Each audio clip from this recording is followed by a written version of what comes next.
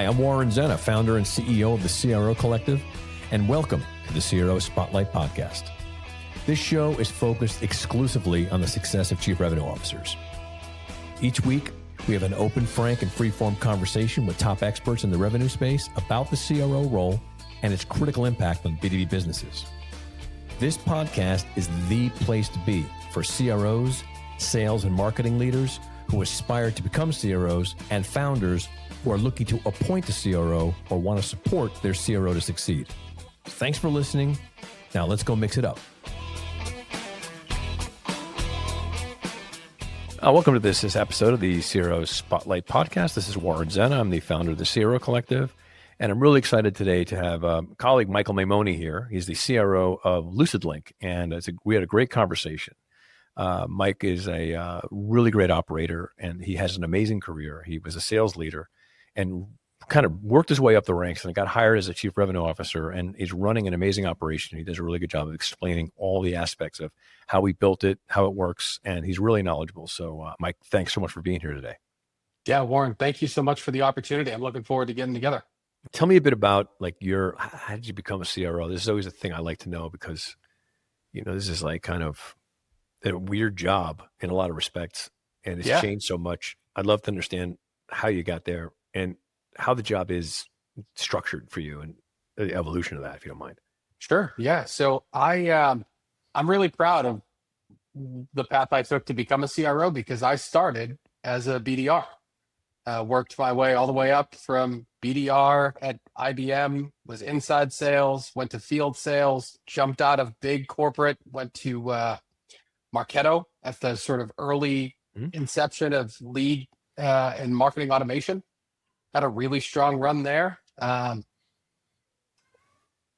up running a field organization. We got acquired by Adobe. I took over a bigger sort of slice of that pie and made the jump to ZoomInfo in 2019, just before the pandemic. So summer of 19, I went over because they wanted to go public, and the big gap was a field-based enterprise motion. And at the time, I was a field enterprise sales leader, which we all thought that we were king of the hill at the time. You didn't realize in the moment that you were one of 10 million guys or gals doing the exact same thing.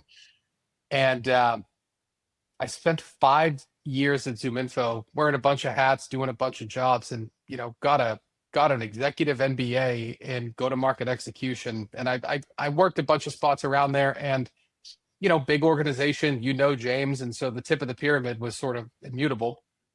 And so I went out to market to look for my next challenge, and was looking for something that was a little bit earlier stage, like Series C, Series D, because I was running a big shop inside of ZI. And I got introduced to a partner who had led the Series C at LucidLink through a mutual friend, and got a quick rundown of the technology and just thought it was really cool and really interesting. Met the founder, our CEO, Pete, who's just a tremendous guy, great leader.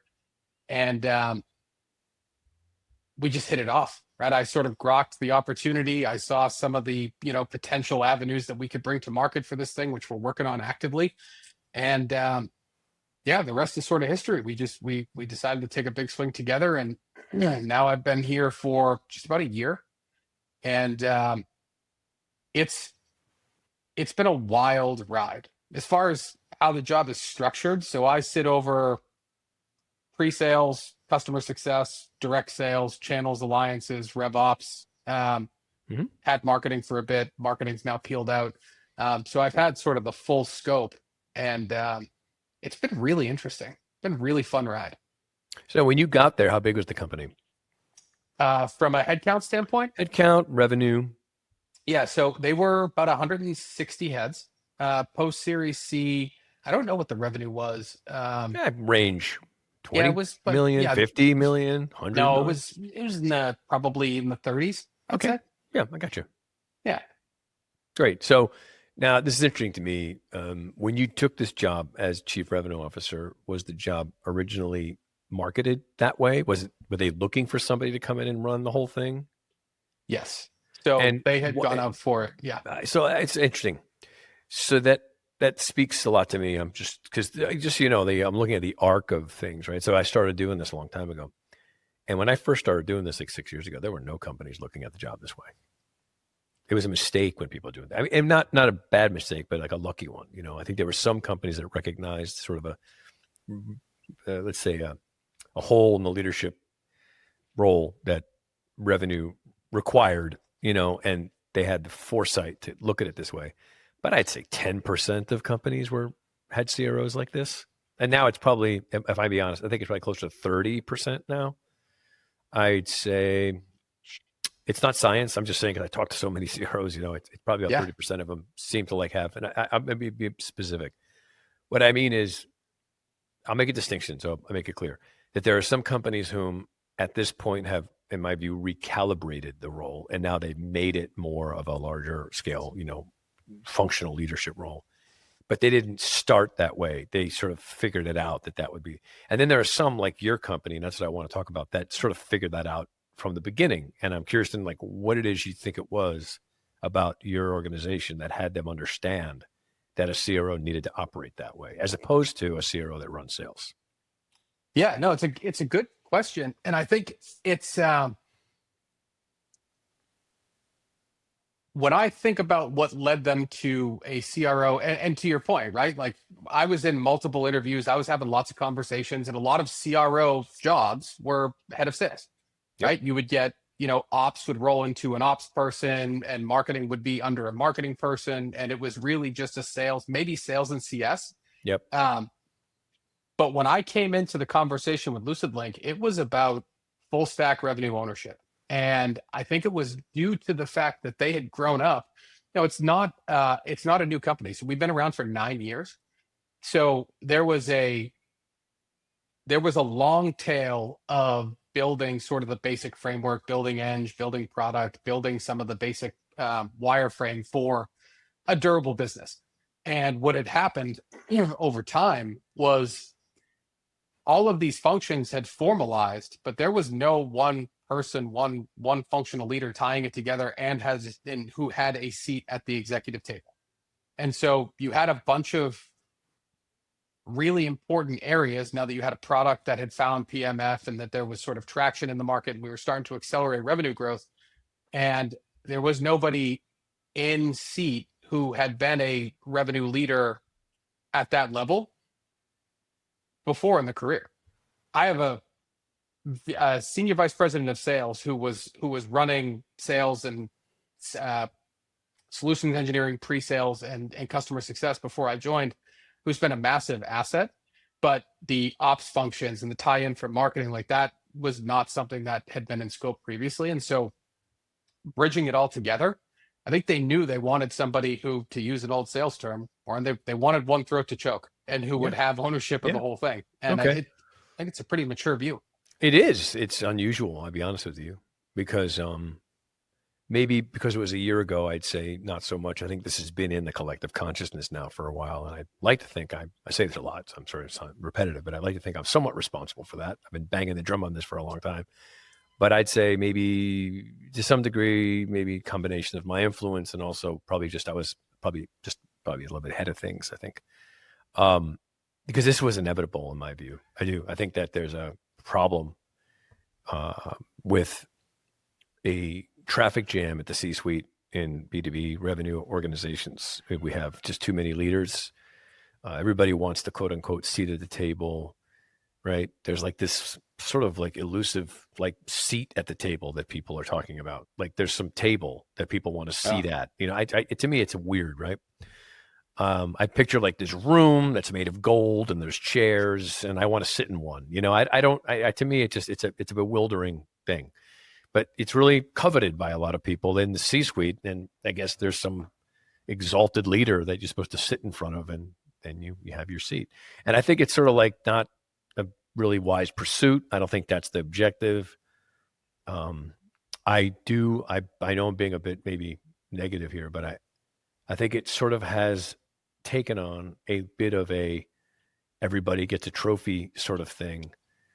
And I don't think that that's really the right solution for businesses anymore. I think it's more about what's in the best interest of building alignment and consistency across the organization. And frankly, less decision makers are better than more decision makers, right?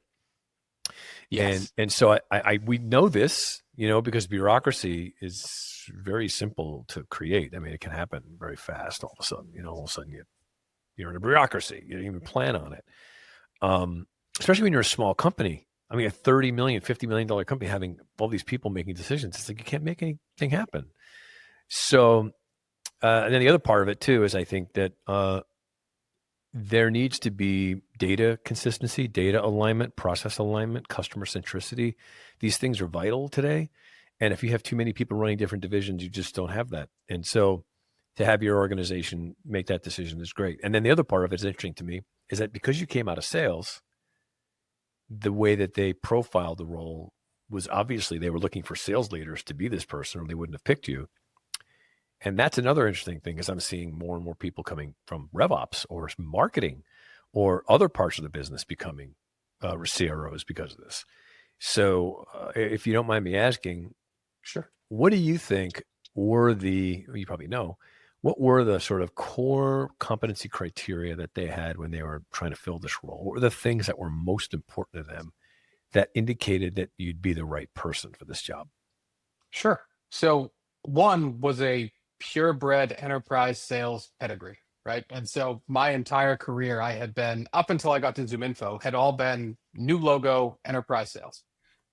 So that was the core competency. And that, like I sort of alluded to when we first started chatting, I thought that I was king of the hill because I was an accomplished enterprise sales leader. What I didn't realize is that there's 10,000, 100,000 other folks that have that same profile. And there was no way for me to differentiate or stand out. And that's why my time at ZoomInfo was so critical, because I saw multiple parts of the business. So I was in strategic enterprise. Then I became the sort of integration executive. I built the matrix overlay org for a bunch of acquisitions. So I was the guy who was integrating cultures and folding the sales teams together and building overlay motions. Then I went into the core enterprise account management business, which was renewal, expansion, growth, retention, all of those things. And I'd spent a long time selling MarTech. So having never been a marketer, I knew how to speak marketing, and I knew what channels were effective, what cadences worked, which channels for targeting, and how do you dovetail go to market and marketing together into one unified motion. And I talk a lot about nested funnels, marketing nesting into sales, nesting into CS, and just sort of creating that cycle. Yep. But honestly, I just showed up and told my story, my background, what brought me from A to B, what brought me from B to Z, what I wanted to go and accomplish, what gets me out of bed in the morning, what gets me excited about the opportunity. And, you double click into the why and the how and what did you do and how did you get here? But at the end of the day, if you're a one-dimensional sales leader, it's hard to break out of that mold. And it's funny because you talk about the evolution of CRO. When I was coming up, the big title was CSO, and you never see CSO anymore. No. And you've got to have these cross-functional chops. And so things like Pavilion, things like the CRO Collective, like being a constant student of the game and learning every other piece that would make me a more efficient seller and a more efficient leader turned me into a revenue guy instead of a sales guy. Hey, everyone. I want to thank you again for listening. Get great comments across LinkedIn and other channels about the show, and it's really gratifying to see that we're having an impact on you. Another thing I wanted to let everybody know is that we also produce events. About 2.5 years ago, we started the CRO roundtables, predicated on the idea that, two premises. One is CROs are looking for other CROs to talk to, which is really true. It's a very lonely job.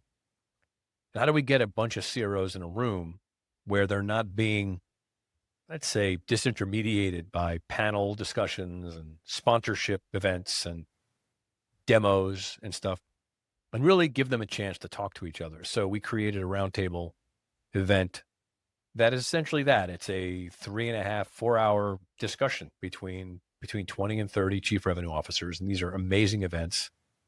The format took off. People love them. And I get requests all the time as to when is your next CRO event. So to that end, I want to just let you all know that we have a roundup of them coming over the next number of months, over the remainder of the year. So The next one is in Boston on August 20th. Following that, we have 2 events in September in San Francisco, one on September 16th, which is a dinner. And then we have another roundtable in San Francisco on the 17th. And then we're going to have one in New York in October, probably mid to late October. And then I have one in November in Chicago, November 18th. So if anyone is interested in attending any of these events, if you're a chief revenue officer working for a company over 150 to 200 people in your organization, just send me a DM on LinkedIn and ask me about which event, and I'll provide you with either the information or the links. But again, it's August 20th in Boston, 2 in September, on September 16th and 17th, New York in October, late October, and then again in November in Chicago. So sign up for the CRO roundtables. They're amazing events, and I hope to see you there. Yeah, it's great. I get it. I totally understand. It's like a certain type of personality is someone who's curious about how their role relates to other roles next to them, as opposed to someone who just sticks in their lane. I have a lot of friends I grew up with who are just incredible, really amazing salespeople, right? I learned from them. But that's what they were. They were salespeople, and they didn't care really. And I'm not saying it's a bad thing. They were just really focused on like the thing they did. It's almost like someone who is responsible for, let's say, brick building. They're good at it. Like they come in, they put up a wall, it's immaculate, and then they leave. They're not asking the guy who did the foundation or the people that are going to put on the roof or anything. They're just sort of like they put up the wall and they leave. And then there are people who they come to a construction site and they know everything. They're looking at the plumbing and they look at the electrical and they look at the framing and everything, and they have a relational understanding of how their role fits into things. And as a result, they become very good at things. I have a close friend who's like this. He's a electrician, but he knows how to everything. He can fix the plumbing. I mean, he knows everything. And I think that those are the kind of people whom are more systems thinkers. Yep. They might have came out of a discipline, but they understand more how it fits. And I think those people, in my view, tend to make the best chief revenue officers because they have the curiosity for it. There's just not enough people really who've had all these jobs. You're not going to find someone that ran marketing and then ran sales and then ran customer success. It just doesn't really happen. On occasion it does, but those are unicorns and you shouldn't look for them. So I agree. I think it's a great thing. And I see what you said in the way that you described it. So I guess my next question is, okay, so you get this job. What do you do now? Like you get this job and they say, Mike, go for it. Now build us a revenue operation. So what was like the way that you constructed or engineered your first 30, 60, 90 days to ensure that you knew how to build that? And what was the environment you got hired into? And what were the disruptions and things that you had to deal with in order to fulfill on that goal? And what kind of support did you get from the organization to do that? Yeah. There's a lot to unpack in that question. Go for it. It's all yours, man.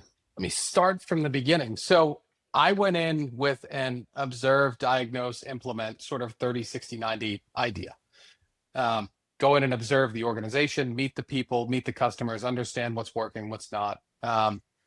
Diagnose, right? What are the quick wins? What are the quick hits that I can bring back to my CEO that the board's looking for that can create sort of goodwill across the business and help ingratiate me to my new team, right? New guy coming in, big title, new role, scary stuff. And then it's rinse and repeat on that on a rolling basis. And so the implementation was, how do I take those quick wins and industrialize them and get people successful, get people excited? I don't think it's rocket science for it. Like I talk a lot about eating the elephant. I don't know if you're familiar. One bite at a time. One bite at a time, right? You can't sit down with a fork and knife and eat an elephant. So you got to figure out how to break down the problem. It's a sort of an engineer's mindset, even though I'm not an engineer. Yep. Like how do you break down the problems or the various problems into bite-sized chunks? And then along the same token, I speak in analogies. This is an old sales trick. I speak in bad analogies because they tend to stick and make people laugh and they stick in your head. It's good. This is a good one though, which is building with Lego, right? You could build a Lego house on your desk. If you have enough money and wherewithal, you can build a Lego house that you can actually occupy and live in. It's infinitely extensible. And so I think about building process and building frameworks much along the same lines.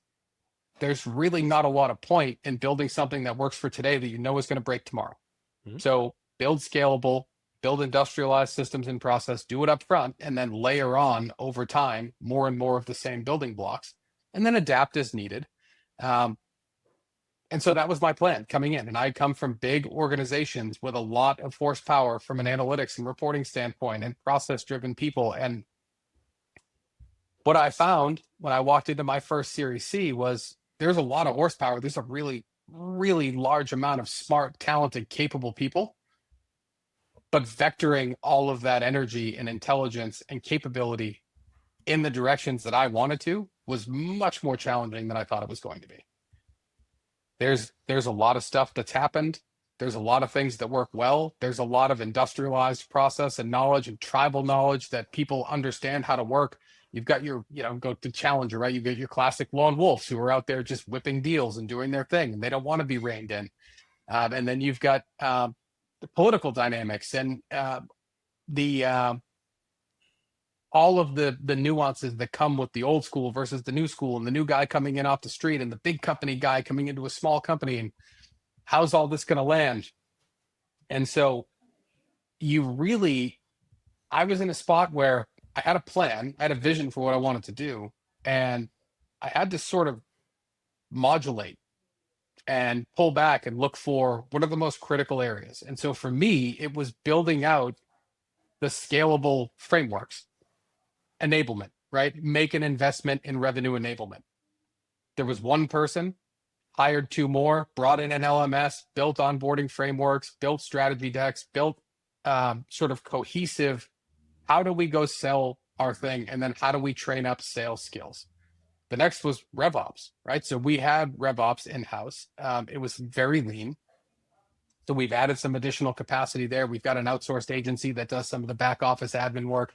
But it was open season on our one in-house RevOps person, where anybody who needed anything would send a direct ping. And so small wins, like locking down the RevOps channel and making it so in Slack, all you can do is create a ticket. You can't actually ping people directly. So you can't just unload and bury somebody before they even wake up on the West Coast in the morning. Small wins like that started to add up. We then looked at the hiring profiles and the folks that we were bringing into the business. Right? We were hiring for skill and opportunity to over deliver. And so I put together, it was a group effort, but we built interview kits and guided questions and answers and profiles and personas and specific companies that we wanted targets from to bring in the right level of sales talent that was going to come in and be self-motivated and be driving towards the outcomes and help us sort of accelerate on the growth side. And so you start to work through these areas and your systems start to take root. And as you start to see success and you start to stack up some wins, that's when you build some additional credibility to go back and start to make some broader changes, like what we did at the halfway point of this year. I brought my entire leadership team together from across the globe, and we did a 3-day offsite in San Francisco, and we rolled out new territory modeling and account plans, so territory planning templates, account plan templates, opportunity plan templates, really rigid frameworks that help us. We were a med pick shop before I got here, but it was sort of Salesforce only. And so taking that out of Salesforce and putting it into real life and using some of the learnings that I had from IBM and Adobe and these massive organizations that have these sales machines, helping folks understand, like, this is how you pressure test the deal. This is how you get to a place where you are trying to convince your prospect to convince you that they want to buy your thing. We're not hope casting. We're not out there just like hoping that we're going to catch an inbound blue whale. Like, that's not what we're here to do. We're here to call our shots, build a strategy, execute against that strategy, and go make that number.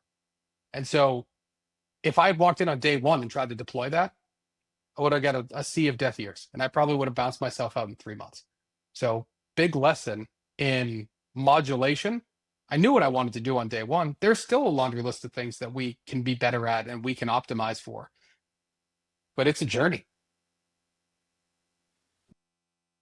Thanks again for listening to the CRO Spotlight podcast. We're excited about all the great guests we have. And more importantly, we're excited mostly about you for being avid listeners and supporting the work that we do here. Feel free, please, to share the CRO Spotlight podcast with any of your colleagues. We just think there's a great wealth of information here and want to get the word out to as many people as possible. And your support of the show is really appreciated. I wanted to share information about a program that we offer called the CRO Masters Council. The CRO Masters Council is a bi-monthly group of 6 seasoned chief revenue officers who are looking for a chief revenue officer board of directors, so to speak, that they could share what's going on with them, collaborate with ideas, get some feedback on what's going on in their current role. And these are great conversations. I facilitate them. The CRO Masters Councils, again, they're twice a month, and they last for at least 6 months to a year. So if you're interested in having your own CRO suite, your own board of directors of chief revenue officers, it's a private, confidential conversation that we have. It's infinitely useful. Imagine having a room full of other chief revenue officers you can talk to and say, hey, I'm working on this, or have you guys figured that out? Or I'm having this issue right now with my business or my results. These are just invaluable conversations with chief revenue officers. Chief revenue officers have a very, very unique role. It's a very lonely job, and only other CROs understand what you're going through. So that's why we created this program. So if you're interested in being a member of the next CRO Masters Council, which we have a number of them being put together right now, just go to my LinkedIn and DM me Masters or Masters Council, and I'll follow up with you and set up a call or send you some more information about it. Looking forward to seeing you there, and thank you. I love it. It's really great. So it's like a lot of little steps you're taking that obviously you came into the job with a lot of knowledge and a lot of experience and a lot of ways you could apply things that you carried through your journey that were applicable. So I guess, like, how big, if you don't mind, what's the structure of the organization? You said all these people. So how is it set up? How many people? Is it global? And is there do you have a board or an investment group? Like, what's the hierarchy of reporting and all that? Yep. So we do have a board made up of a combination of independents, VC, and PE. So nice, healthy mix. I report directly to our CEO, and then obviously we are all accountable to the board. My team is about 100 heads, inclusive of contractors. So a little less than half the company at this point. Global in nature. So I have a full team in the UK. Well, in EMEA, heavily centralized in the UK, but I've got 2 sales leaders, a commercial team and an enterprise team. My head of solutions engineering is there, as well as a handful of SEs.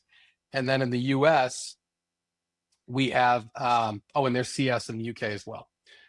And then in the US, we have an enterprise team, a commercial team, solutions engineering team, customer success, RevOps is here, although one of our RevOps guys is in the UK. So we're actually fairly split across the pond. And then our big, all of our dev is done in Sofia, Bulgaria. Our co-founder was Bulgarian, and so we have a very heavy footprint in Sofia, which is awesome. Beautiful place to be. It's a really nice, really, really nice city. And it's great because whenever I go there, I fly through Istanbul, and I would have never imagined spending a lot of time in Istanbul before I took this job. So it's been interesting. But we're definitely global in nature. Marketing is split heavily US based, and then we have channels and alliances in the UK as well as in the States. So it's a pretty heavy mix. Gotcha. Do you have a RevOps function, and if so, what's your relationship to that? Did you build it? Yes. So I have a RevOps function. I have a director of RevOps who reports directly to me. We have 2 RevOps. We have 2 RevOps managers, one who's deal desk and variable comp, one who's more systems admin. GTM tech is really what she does. And then we have a billing analyst who rolls up into RevOps. And then I have an outsourced agency who handles all of the sysadmin implementation, technical work. So it's a hybrid internal external model. Gotcha. Great. So I'm curious now, how are you leveraging AI in your organization, and what's the process by which you're doing that? Like, what's working, what's not, what's the process? What's your sort of process for, let's say, innovation and experimentation with these tools? I'm curious. Yeah, no, it's a great question. So we like most GTM orgs, we're doing it bimodally. So one, we are investing in AI tooling. So just this year, we have, we upgraded to the ZI Copilot, which is heavily AI enabled. I bought Nooks, which is an AI powered parallel dialer for my BDR function. Bought Qualified, which is the sort of AI SDR, very, very advanced chatbot for the website, does lead routing and it's really, really great. And then we're using Gong and all of their AI capabilities. So like we've invested heavily in AI tooling, but that creates silos. So the other piece of this is, so we're a Google Workspace shop, which gives us our Gemini enterprise access. So that process I talked about earlier about territory and account planning, we're not doing it manually. We actually had each of our users build gems, which are basically like Gemini agents that we can point back to our own internal Google Drive to look at all of our assets, look at our closed won reporting, and actually create sort of not predictive, but AI-driven territory plans. And then we've got endpoints hooked up to dump Gong and Salesforce and ZoomInfo signals into these documents, these Google Docs, so that we have these sort of living, breathing, sort of like an outside of People AI version of a People AI account plan and territory plan.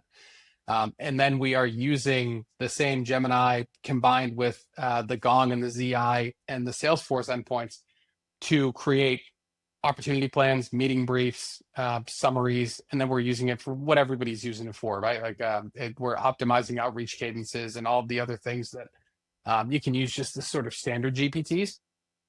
But where we are now is we've actually brought in an outside consultant. They're doing diligence now, but now that I've got all of these endpoints and all of these point solutions that are AI driven, now it's time to stitch them together with workflows. And how do we actually start to automate and use agentic AI to run a lot of the scut work down so we can optimize for selling? Because you talk to CROs all day, every day, you know that, what's the stat? 70% of a general seller's time is spent on non-sales activities. Definitely. It's like 70 is probably about right. Yeah, that's insane.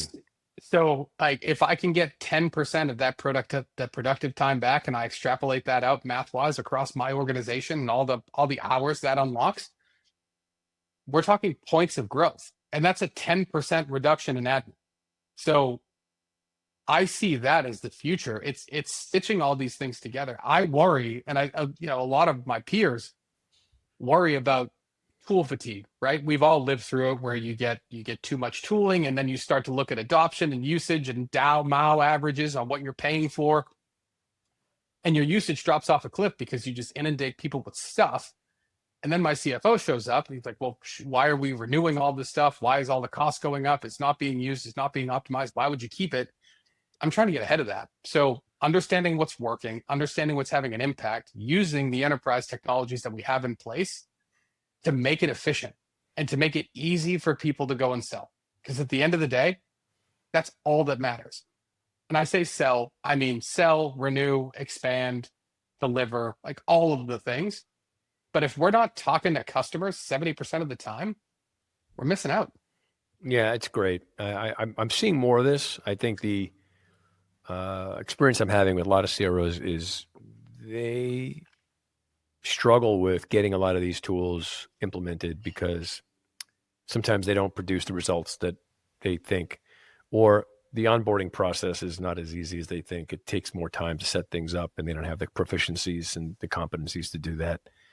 Or in some cases, it's just a miss, it didn't produce the sort of outcomes they want. And then they now have to go back and they have to ask for money to try it again. And, there's this sort of new mentality, I think, which is like, okay, keep going.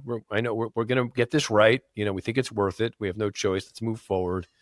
And it's a tough process to kind of try things. But I think that the speed with which we can get these things into our systems is a little bit easier than having to go get a full Salesforce engineer to come in and set our systems up. You can toy around with it for a little while.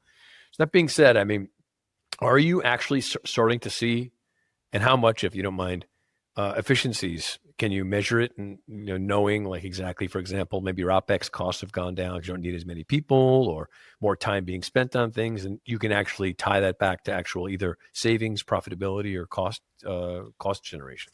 So If we get together at the end of the year, I'll be able to give you some firm stats. I don't have anything that's measurable from a sort of quantitative ROI standpoint yet. What I will tell you as just one data point, I'll give you 2 data points. One, my connect rates for my BDRs using Nooks, that parallel dialer, have tripled. So that's one. And then the conversion rate for inbound on our website accepting a meeting is like 40% increase since we launched Qualified. So those are easy to measure. We can sort of benchmark against what we've done previously. What I will know come the end of this year is looking at ASP, cycle time, lead to op creation, op to close, and so looking at those trend lines where I expect to see those funnels collapse. Yeah, I talked earlier about the nested funnels. If we can increase the velocity from lead identification to op ID, and then we can increase or accelerate the process from op ID to customer, that gives me a very clear understanding of what's working and what's not. And by the way, you got to remember, I joined in October of last year. I've implemented a lot of new process structure, like there's a lot of noise in the data. So I need more time to come to a conclusion on it. Eyeball test, it's nominal. I think it actually varies rep to rep because adoption is still rep to rep because it's still very manual. Interesting. It's that noise you're talking about. We know this problem big. What do you do about that? How do you what ways are you implementing systems or technologies to refine and improve the analysis of the data that you have to make better decisioning? Are you using specific tools, or is it a process, or is it because you came in early enough that you're sort of starting it out the right way so there's less garbage that you have to deal with? Or like what's the process you have for getting as smart as you possibly can about what to focus on and what not to focus on? So it's we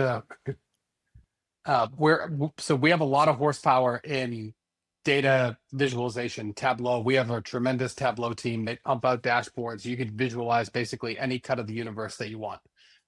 So I was very fortunate coming in.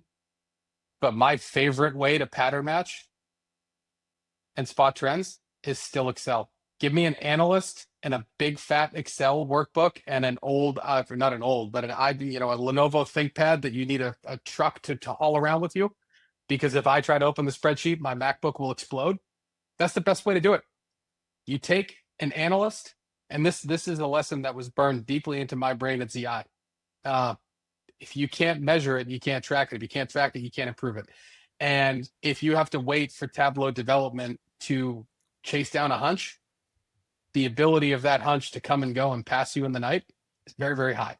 Yep. And so it comes down to, it's unsexy, it's not super high tech, but it is efficient. Give me an analyst and an Excel book, and we can go to town. So you're saying it's great. I love it. You still need humans. Absolutely. Yeah, because I'm seeing some indicators, and it's probably possible where you can take a spreadsheet like that and dump it into a large language model and tell it to do the same thing, and it can act like an analyst. But I do think that there's a certain way the human brain works that it's still, there's some curiosity and intuition and nuance that I don't know if, well, maybe we will get to a point where some of these tools can replicate that. But right now, I agree. I like having someone look at stuff still. Maybe I'm a bit old school, but I do. I'm old school. I also keep a rotating stack of legal pads. I have 3 legal pads on my desk right now for various meetings and where I'm going to go next. So it doesn't get much more old school than that. Yeah, it's great. But yeah, there is something very, very powerful about having somebody who's way smarter than me looking at these various cuts and teasing out what is happening under the covers. Or being able to look at historicals and analyze what's happening and establish a trend line. I have yet to see an LLM analyst that can actually match what a human FP&A analyst can do. Yeah, I haven't either. I'm not saying it doesn't exist, but I just haven't. I still work with a lot of really smart people. I say, could you look at this for me, please? I don't know the hell I'm talking about. And I agree with you. I still think that people are going to be, matter of fact, I think there's certain skills that are going to become even more vitally important than the other stuff. And we'll find that. It'll be fascinating to see like these sort of like thinking tools that human beings possess that will be untouchable still regardless. Certainly relationship building, that sort of stuff. I don't see robots doing this. Do you think that you're going to see people able to sell your product from end to end, a tool to do it, or are you still going to need people involved? I think you're still going to need people. I mean, I was actually joking with a buddy of mine the other day that with AI SDRs and what is almost guaranteed to be AI market research, right? We're going to have bots talking to bots and qualifying each other as leads. And it's going to be this bot to bot. And there's what you think is going to be deals that are matriculating or opportunities that are going to be advancing. And turns it's all going to be vapor, because it's going to be somebody's agent who's like, oh, I need to go buy a new widget, go out and do the research. And they're just going to talk to each other. So there's also an element that I'm seeing sort of come back around, which is back to my early days selling, which is the old axiom of put your face in the place. People are back in office. So there is an aspect of selling big deals that is going out, going on site, presenting. Like we're seeing a huge resurgence in field marketing events, roundtables, dinners, like happy hours, even around trade shows and events. Like it's coming back, and there's no machine intervention for that, and people are craving it. Oh yeah, I have a roundtable series that I've been doing for 2 years now, and it's crazy how many people want to come, and they're great. I mean, people without question, they want to get back in the room together. They want to talk. They want to hang out. So there's a huge demand. I think for a couple of reasons. One is the obvious, which is COVID, which I think there's still some muscle memory left over from that. But there's the other thing too, is that I think people are starting to realize that the shift in having working from home has made people realize how important it is to just meet somebody live, aside from just wanting interaction, and which I think people do. They want to be with each other and they want to hang out. There's something really very, I think there's a lot of, oxytocin that comes with that. If the right word is oxytocin, right? Is it right? Dopamine or something? Dopamine? I think it's dopamine. Something like that. It's one of the hormones that when you're hanging out with somebody, you get this sort of a feeling that you can't get from anything else. And I think that's important. I think people want. The other thing part of it too is that I think people realize it's just a better way to do business. It just is. You get more done. I mean, you can really make a bigger impact when you meet somebody live. And so I agree. I think it's huge. And I think the events business is going to be a massive outlier. It's the new outbound, my view. So that being said, I'm curious about something. I want to know a little bit more about business specifically. So what's the motion you have? What's the purchase that people are making? What problem is it that you're solving? How long does it take for you to get a customer? All the ways in which you actually go to market to get a customer in your business. Yeah, sure. So we are, again, multimodal. So we have a channel reseller model and then a direct sales model. But the primary problem that we solve is LucidLink creates real-time instant access for massive files anywhere in the world for distributed teams, instantaneous. So we came to market as sort of the file system for the cloud. And where we really found our product market fit was right around COVID, when all of these big production houses and film and TV studios were sending editors home with a VPN key and a stack of hard drives. And it was, hey, go and edit this feature film from your house. You no longer have access to our network, our mainframe, our NAS, which is your storage appliance. And it was, hey, sync and share is going to break down. You can't use Box. You can't use Google Drive. There's no easy way to access massive files that are hosted in an S3 bucket somewhere in the cloud. And LucidLink is the answer. So if I were to pull up screen share and show you, we show up on Finder as a 1 petabyte mounted drive, 1 petabyte of capacity. So think about a 4K feature film that may be a couple hundred terabytes in size, and the amount of people that have to work on that film to touch it up, to edit it, to color it, to do sound overlays, visual effects, all of the steps, short of literally shipping a drive from me to you, to the next guy, to the next gal, to the next person, and so on, all the way back to the production house. There was no easy way to do it. And LucidLink brought that access to everybody at the drop of a hat. You can access it in real time. You can review. You can do your edits. You can send them back and publish, all from a remote workstation, just using a MacBook in your home office. And so that was our original product market fit. But it's any massive file for any distributed team. So we have a lot of success dealing with AEC, which is architecture, engineering, and construction companies. So think civil engineering, massive skyscrapers, blueprints. We do a lot of work with manufacturers, R&D. We also have a complete zero knowledge backend, so completely encrypted. Everything that we can see is in hex. Like the only people that have the keys are our users. And so anybody who's doing heavily veiled R&D or design work, or anybody who's working on proprietary technologies, our security apparatus makes it absolutely impossible to be corrupted. And so we sell to major studios, broadcasters, live event streamers, and then architecture firms, construction firms, civil engineering firms. But then you get into the lower end of the market where there's a lot of niche providers and small shops that do, visual effects and coloring and sound. And the other piece of product market fit that we found that I think is really intriguing, and you are a perfect example of this. Everybody's doing rich media in some way, shape, or form. And it doesn't have to be a 200 terabyte file to make it a pain in the butt to be able to work on it remotely. If you have a 50 gig video file that you were on site at Dreamforce and you were filming a TV spot or a YouTube spot for your channel and you want to get your name out there, you have to send somebody to Dreamforce, film it, upload it somewhere, or physically carry a drive back, send it to editing, send it to post. And again, ZoomInfo, I know I keep going back to them, but take a look at the content that they produce on their YouTube channel or on LinkedIn. Super high production quality. They're one of 10,000 companies that are using this as a real marketing channel now. And so we have seen a significant uptick in corporate B2B marketing use cases. Everybody who's got a podcast channel, everybody who's doing YouTube, everybody who's doing video, we are a solution to go from shoot to deliver faster. Apologies. Yeah, it's amazing. I love it. So I see the value. I'm curious to know, in the space that you're in, what's the competitive set? How many other people are doing the same thing, or do you have a unique sort of value proposition?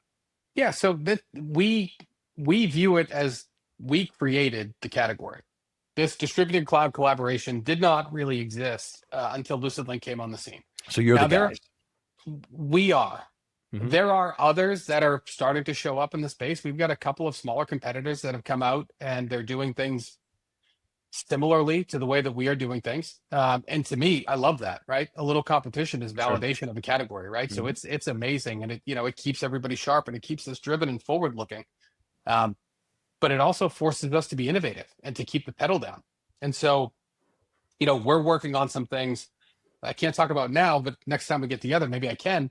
We're thinking about a much broader aperture and how do we go create access to distributed cloud storage for any organization, for any file type, right? Because if you think about it, an average mid-size, mid-market, even small enterprise company could have upwards of 50, 100, 250 different AWS buckets that they're storing various assets in, whether it's from M&A or just general use or whatever it may be.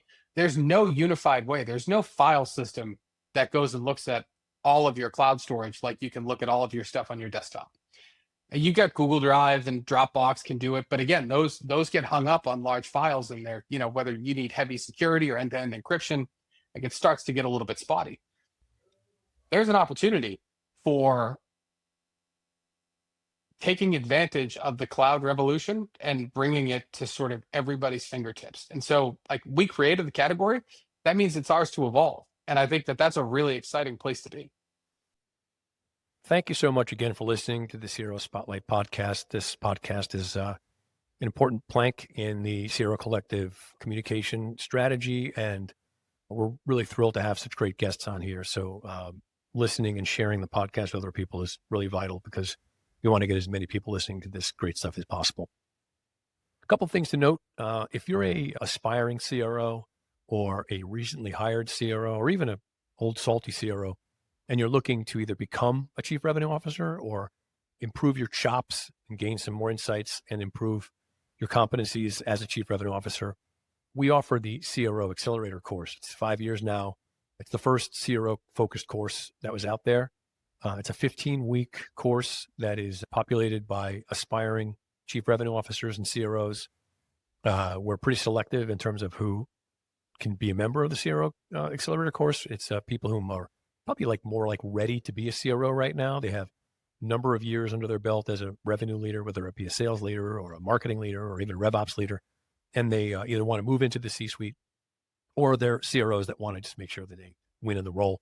So if you are interested in being a member of the next cohort, please just write me a note on LinkedIn. Just DM me, CRO Accelerator, and we'll set up a time to talk. And then I can send you more information, give you a brochure of the course. So again, CRO Accelerator course, 15-week program for aspiring and newly hired CROs. Take advantage of it. It's been great. And you'll see some more information about it on the website. Thanks.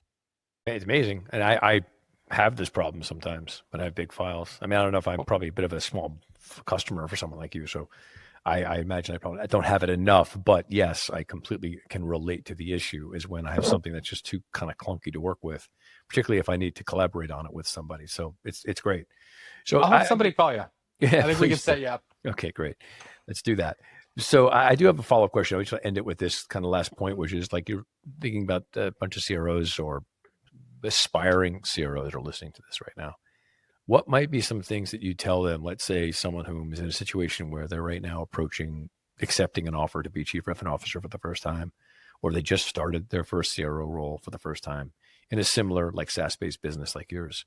What might be some things that you'd say would be important for them to be thinking about as they build the foundation of their role for the first, let's say 90, 100, 200 days, that'll give them the right footing for what is to expect later?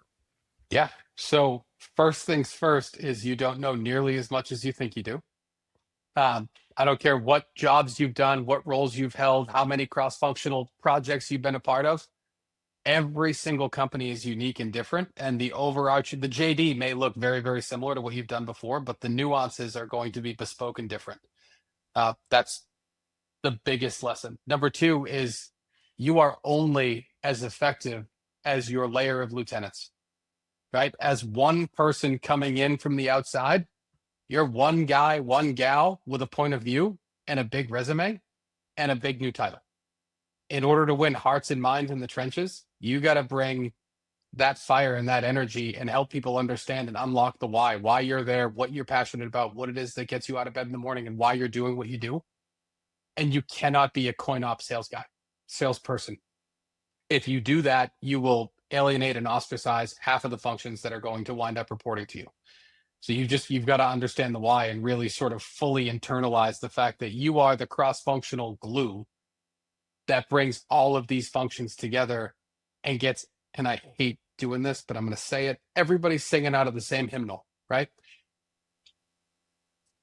That is probably the biggest lesson that I learned. And I got the advice, and just if my dad ever listens to this, he'll roll his eyes because I have, not taken his advice for years too, and then lived to regret it.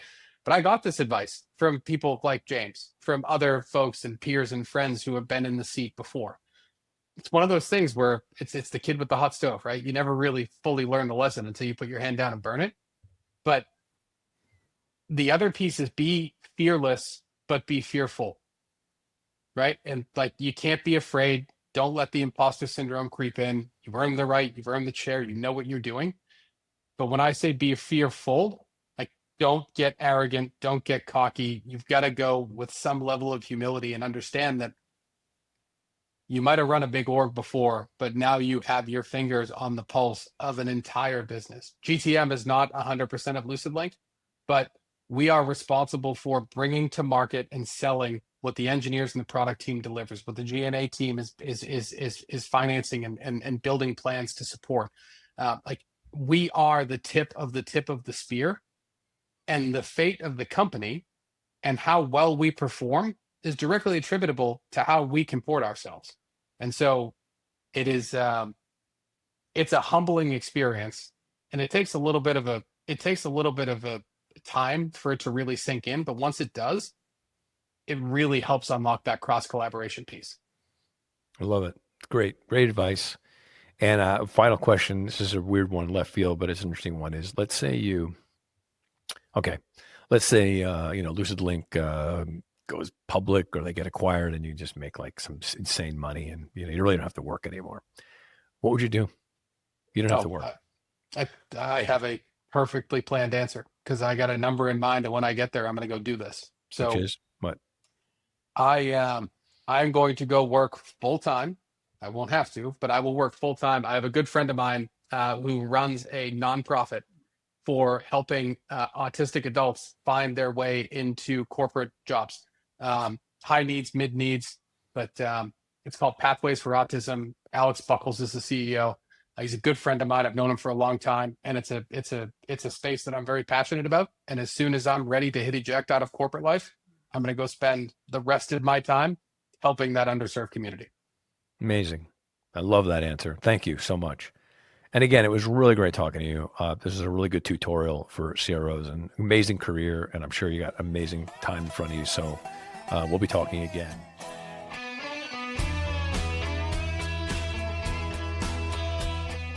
Thank you for listening to the CRO Spotlight Podcast. The CRO Collective's mission is to help CROs succeed and help founders and CEOs build CRO-ready organizations. You can find out more information about our services at thecrocollective.com. That's thecrocollective.com. And we look forward to having you join us next time.